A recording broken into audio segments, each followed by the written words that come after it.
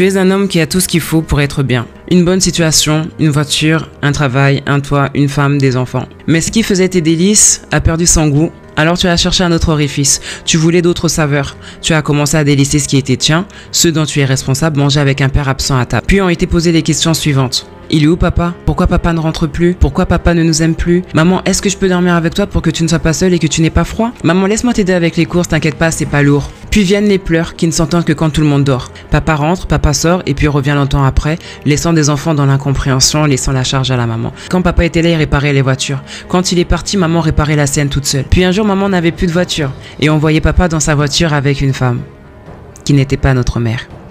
Papa nous a laissés pour une autre femme.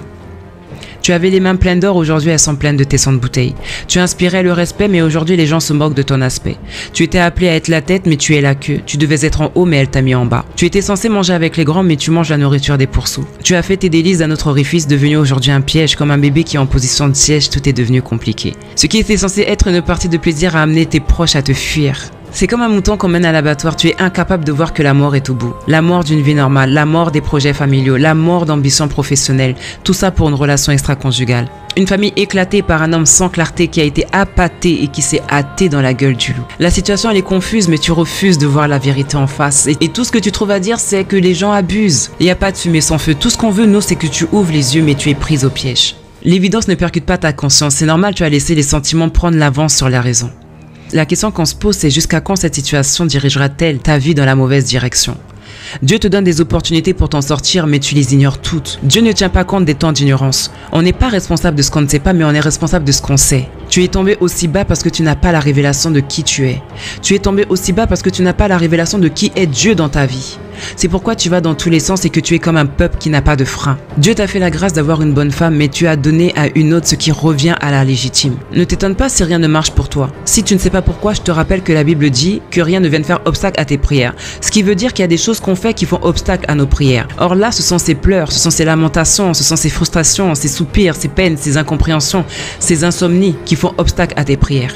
Quand elle demande, Seigneur, pourquoi mon mari n'est pas là pendant que j'ai froid dans ce grand lit et qu'il est en train d'en réchauffer une autre? Dieu entend quand elle dit, Seigneur, mon mari n'est pas là où il doit être. Mon mari n'est pas à sa place. Seigneur, souviens-toi. Dieu entend quand elle dit, Seigneur, si l'autre femme est la femme avec laquelle il s'est marié, devant la famille, les témoins et les autorités, alors je m'incline. Sinon, que le Dieu d'ordre que tu es remette chaque chose à sa place. Et chaque personne à sa place. Dieu entend quand elle dit jusqu'à quand cette souffrance, ces larmes et ces soucis. Voilà ce qui fait obstacle à tes prières. Voilà ce qui fait obstacle à tes projets. Voilà ce qui fait obstacle à tes offrandes.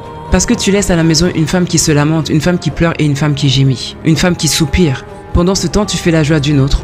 Mais celle à qui tu as dit oui, elle est lésée, elle est mise de côté, elle ne fait plus le poids. Celle qui t'a donné des enfants aujourd'hui ne fait plus le poids. Jusqu'au jour où il sera décidé que tu dois affronter plus fort que toi. Jusqu'au jour où le chemin que tu empruntais pour retrouver tes maîtresses sera fermé par un mur, que tu vas les chercher et que tu ne vas plus les retrouver. C'est quand tu réaliseras que tu avais un don de Dieu que tu arrêteras de lécher le sol. C'est quand tu réaliseras que tu avais un don de Dieu que tu vas arrêter de partager ta vigueur avec d'autres cœurs dont tu ne connais pas les profondeurs aux dépens de ceux que Dieu t'a confiés. Ne viens pas pleurer quand les gens qui partageaient tes secrets, tu sais tes complices là, quand ils vont s'éclipser devant toi en disant « Frère, chacun ses problèmes ». Aujourd'hui tu dis tu t'en fous, mais demain tu te lamenteras en te disant « Si je savais, si j'avais écouté ». Parce qu'effectivement, j'ai pas écouté les avertissements. Je n'ai pas écouté les conseils, les mises en garde. Aujourd'hui, j'en subis les conséquences. Et tous ceux dont j'ai besoin ont pris leur distance. Ne viens pas pleurer parce que tu savais ce que tu faisais. Quand tu allais t'allonger chez l'autre pour partager des moments dont tu privais ta femme, celle qui t'a supporté des années, te donnant des héritiers à qui tu as montré que tu es l'exemple à ne pas copier. Ne viens pas pleurer quand tes enfants réussiront et que tu voudras y prendre part. Parce qu'ils vont te demander où tu étais quand leur mère jouait les deux rôles, quand leur mère dormait tard, quand leur mère se levait tôt, quand ses yeux étaient gonflés et qu'on comprenait comment elle avait passé sa nuit. Où tu étais quand elle courait chez le médecin avec des enfants malades. Où tu étais quand elle portait les courses du mois toute seule. Où tu étais quand elle récupérait les enfants après l'école, gérant le repas, les devoirs, la douche, le coucher. Où tu étais. Ne viens pas pleurer, la vie est un choix et tu as fait le tien. Celui de ne pas être dans ton rôle, celui de ne pas être à ton poste, celui de ne pas agir sagement envers leur mère, celui de ne pas agir sagement envers ta femme, celui de ne pas l'honorer. Ne viens pas pleurer quand ce que tu prenais pour de l'or s'est avéré être du plaqué or. Ne viens pas pleurer quand ce que tu prenais pour du diamant s'est avéré être un tesson de bouteille. Ne viens pas pleurer devant celle que tu as fait pleurer. Ne viens pas pleurer devant ceux que tu as fait pleurer. Le corps ne domine pas la tête, mais tu as fait le choix de laisser les émotions prendre le dessus sur la raison. Un homme, maître de lui-même, vaut mieux que celui qui prend des villes, nous dit Proverbe 16, verset 32. Un homme de valeur, un homme qui connaît sa valeur, c'est ça. C'est un homme qui est maître de lui-même. On ne retrouve pas sa semence dans plusieurs femmes. Plusieurs femmes n'ont pas vu sa nudité. L'argent de la famille ne se retrouve pas dans les poches d'une autre. L'argent de la famille ne fait pas le plaisir d'une autre. Ne viens pas pleurer quand à bout de patience tu trouveras une maison vide. La vie est un choix. Et si on peut choisir de ne plus souffrir, alors le choix est vite fait. Et le départ se fera sans retour. Ne viens pas pleurer. Parce que tu as décidé de mettre en compétition 2 catégories de personnes non égales, desquelles tu as voulu être le trophée. Non, ne fais pas ça. Ne viens pas pleurer. Ne viens pas pleurer parce qu'aujourd'hui tu es en train d'expérimenter les conséquences de tes actes. Ne viens pas pleurer parce que tu as cédé à la tentation. Tu as cédé à ta convoitise. Ne viens pas pleurer parce que maintenant, le péché t'a enlacé. Ne viens pas pleurer. Ne viens pas pleurer, mais prends juste la décision de sortir de là. Prends juste la décision de te réveiller. Prends juste la décision de devenir un homme. Laisse les choses des enfants. Deviens un homme responsable. Un homme mature. Un homme de valeur. Deviens un homme qui prend ses responsabilités, qui décide de prendre soin de sa femme, qui décide de prendre soin de ses enfants, qui décide de prendre soin de sa famille, qui décide d'être à son poste de chef de famille. Quand on est enfant, c'est normal qu'on fasse les choses des enfants, qu'on parle comme des enfants. Mais quand on devient un homme, on doit faire les choses que font les hommes. Et un homme, un vrai, ne court pas pour baisser les culottes des femmes.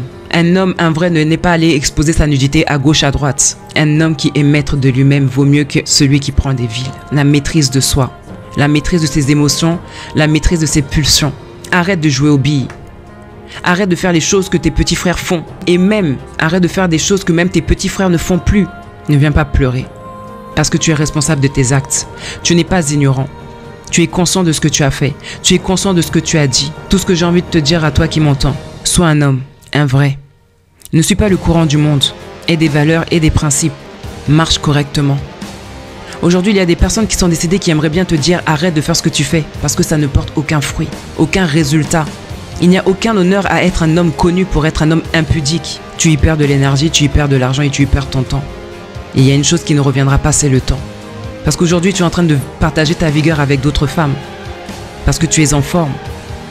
Mais lorsque tout ça va te lâcher, que tu deviendras impuissant, que tu vas perdre en endurance, que tu n'auras plus cette apparence du jeune homme fringant, qu'est-ce que tout ça, ça t'aura apporté? Qu'est-ce que ça t'aura apporté? De vouloir être le donjon de ces femmes, montrer que toi tu peux. Alors qu'au fond, quand on te voit, on sait que tu ne peux rien. Parce que tu es incapable de prendre soin de ta famille, tu es incapable de prendre soin de ta maison. Mais tu prends soin de personnes qui sont extérieures à ta vie, qui ne sont pas ceux que Dieu t'a donnés, qui ne sont pas ceux que Dieu t'a confiés. Il y a un temps pour jouer, il y a un temps pour arrêter de jouer. Et il vaut mieux arrêter de jouer en prenant la décision personnellement, plutôt que ce soit la vie qui retrousse tes manches pour te faire comprendre qu'il est temps que tu arrêtes de jouer.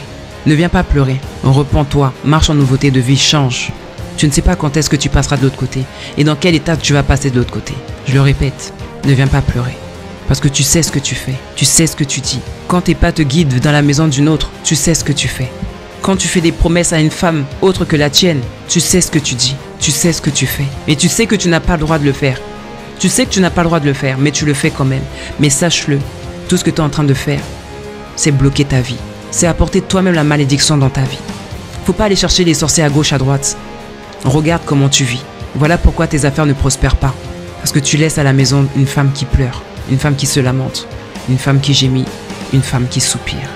Ne viens pas pleurer, quand plus rien ne marchera pour toi. Si tu ne reconnais pas la valeur de la femme, on ne peut rien faire pour toi.